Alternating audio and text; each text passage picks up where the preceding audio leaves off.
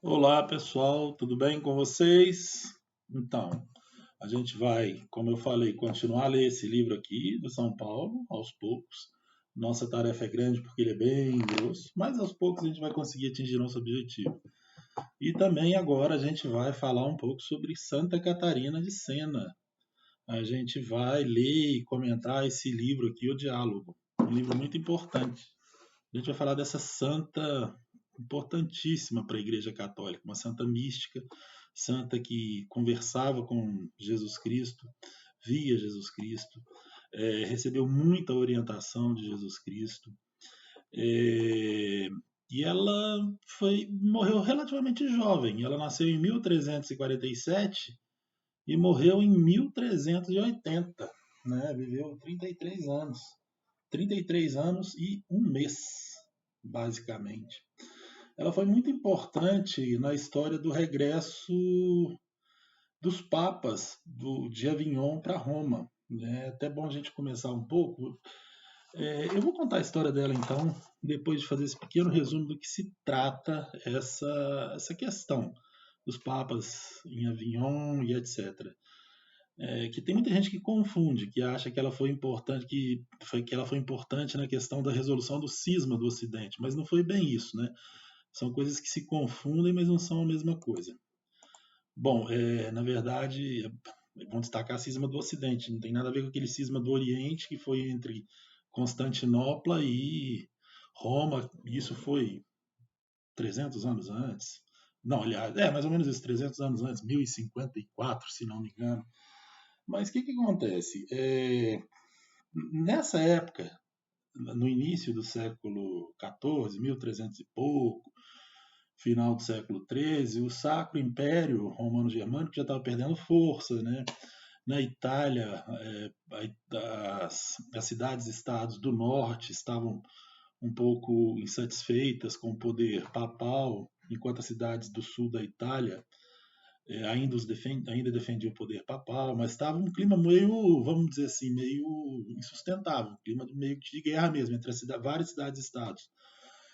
Florença contra Nápoles, enfim. Independente. Bom, antes, preciso contar que um Papa foi eleito,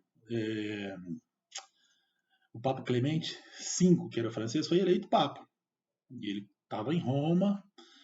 E com relação a esses conflitos todos, o rei da França, Felipe IV, se não me engano, conhecido como Felipe o Belo, para evitar que esse conflito se expandisse com a presença do Papa lá, chamou o Clemente V para ir para Avignon.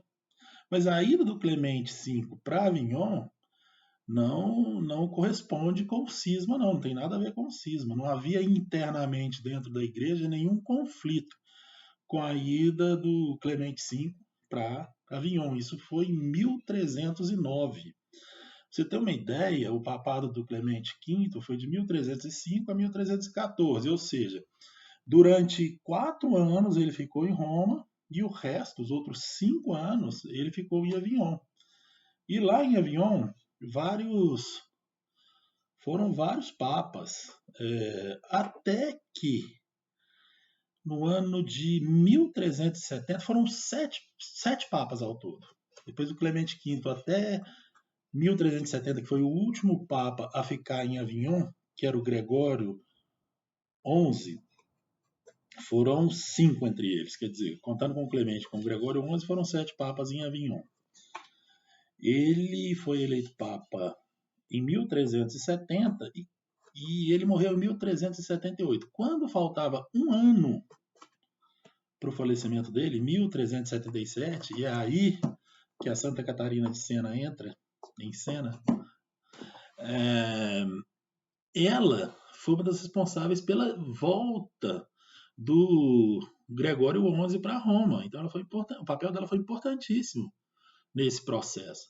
Mas até então, essa permanência durante de 1309 a 1377 dos papas em Avignon, não havia internamente nenhuma nada de anormal, nenhuma briga entre papas até então, vamos dizer assim.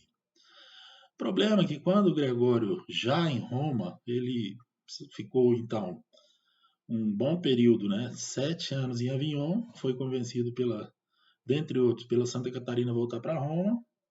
Aí ele voltou para Roma em 1377, faleceu no ano seguinte. O problema é que o Papa que o substituiu, o Urbano VI, ele não cumpriu uma série dos compromissos que ele assumiu, né? Aí, o que acontece? Ele também era envolvido com corrupção e tudo mais. Aí houve ele recém tinha sido eleito Papa, houve vamos dizer assim, uma revolta entre alguns cardeais que nomearam um outro Papa, o Clemente VII, que foi considerado antipapa e que, para não ficarem dois papas em Roma, ele foi para Avignon. Então, na verdade, aí sim que se configura o cisma do Ocidente, né, que foi em 1378. Mas nisso aí, a Santa Catarina de Sena ainda era viva, mas ficou muito chateada, tentou resolver isso, chegou a conversar com os papas para ver se isso era resolvido, essa questão toda, mas ela acabou morrendo em 1380 e a questão do cisma do Ocidente foi resolvido muito depois da morte dela, só em 1417. Então essa é uma introdução e, enfim, daqui a pouco a gente começa a história dela, tá bom?